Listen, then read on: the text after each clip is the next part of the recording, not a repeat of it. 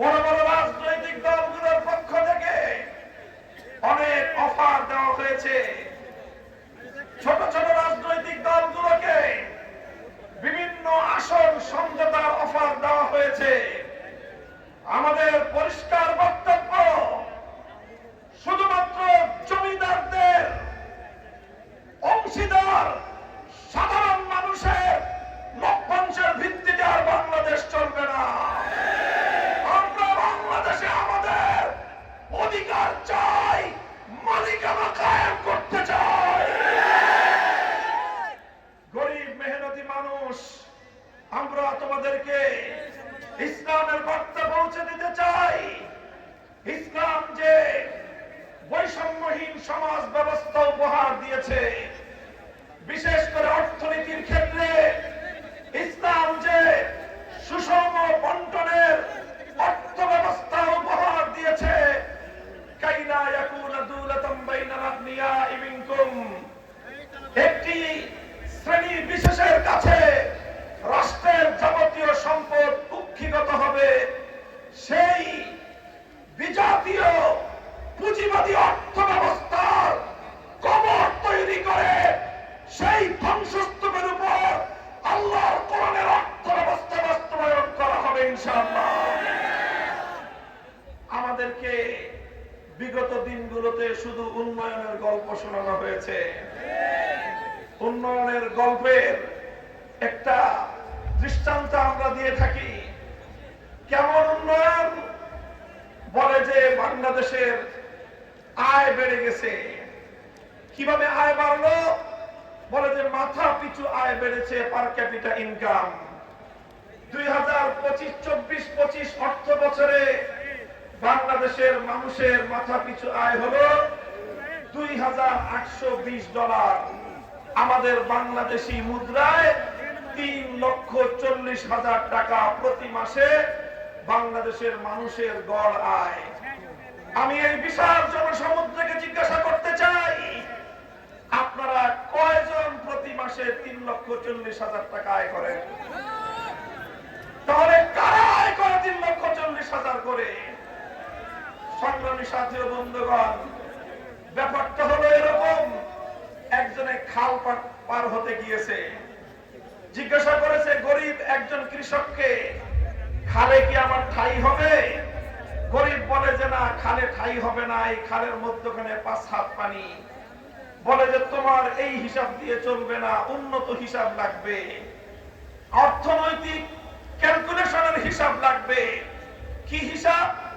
বলে যে মাঠে এই খালের মধ্যখানে কয় হাত পানি? 5 হাত পানি। ওই পারে কয় হাত পানি? 1 হাত পানি। এই পারে কয় হাত পানি? 1 হাত পানি। এবার তিনটাকে যোগ দাও, 5 যোগ 3 যোগ 5 যোগ 1 যোগ 1 হলো 7। 3 জায়গা থেকে স্যাম্পল নিয়েছো, এবার 7 কে 3 দিয়ে ভাগ দাও, গড় পানি দাঁড়ানো 2.25 হাত। বলে যে অর্থনীতির হিসাব বলে যে খালে গড় পানি আছে 2.25 হাত, সুতরাং 2.25 হাত পানি যেহেতু গড়ে আছে, এই খাল পার হওয়া সম্ভব। আমি আপনাদেরকে জিজ্ঞাসা করতে চাই, এই গড় হিসাব করে যদি কেউ খাল পার হতে যায়, 5 হাত পানিতে তার ঠাই হবে?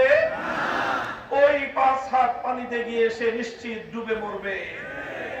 আমাদেরকে উন্নয়নের গল্প শোনায়, বাংলাদেশ থেকে লক্ষ লক্ষ কোটি টাকা দুর্নীতি করে দুর্নীতিবাজদের আকাশ চুম্বি আয়, সাধারণ মানুষের নাভিশ্বাস ওঠা, দারিদ্র সীমার নিচে বসবাস করা সেই জনতার আয়ের সঙ্গে গড় হিসাব করে পার ক্যাপিটা ইনকাম দিয়ে, মাথা পিছু আয় দিয়ে বাংলার মানুষকে বারবার ধোঁকা দেওয়া হয়েছে, প্রতারণা করা হয়েছে।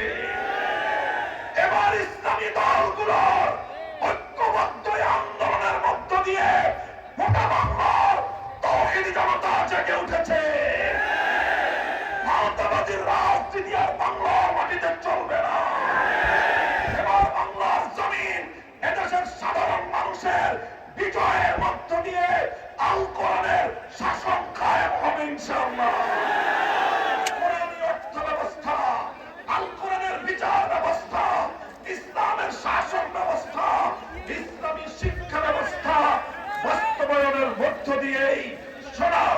বাংলাদেশ আমরা গড়ে তুলবো ইনশাআল্লাহ। আপনারা ঐক্যবদ্ধ থাকবেন তো? আমরা বলি সোনার বাংলাদেশ দেখা শেষ, নতুন বাংলাদেশ দেখা শেষ, সবুজ বাংলাদেশ দেখা শেষ, ডিজিটাল বাংলাদেশও দেখা শেষ। এবারের বাংলাদেশ দেখতে চাই ইসলামের বাংলাদেশ, আল কোরআনের বাংলাদেশ, খেলাফতের বাংলাদেশ। হাতে হাত রেখে টেকনাফ থেকে তেতুলিয়া সকল ষড়যন্ত্রের বিরুদ্ধে, চক্রান্তের বিরুদ্ধে, আধিপত্যবাদের বিরুদ্ধে আমরা ইস্পাত কঠিন জনতার যে ঐক্য গড়ে তুলেছি, জনতার বিজয়ের মধ্য দিয়েই ইনশাআল্লাহ চূড়ান্ত লক্ষ্যে পৌঁছবে। আপনারা সকলেই যার যার জায়গা থেকে ঐক্যবদ্ধ প্রচেষ্টা চালিয়ে যাবেন তো ইনশাআল্লাহ। আজকের এই বিশাল গণসমুদ্র গণসমাবেশ আল্লাহর রহমতে সাফল্যমণ্ডিত হয়েছে।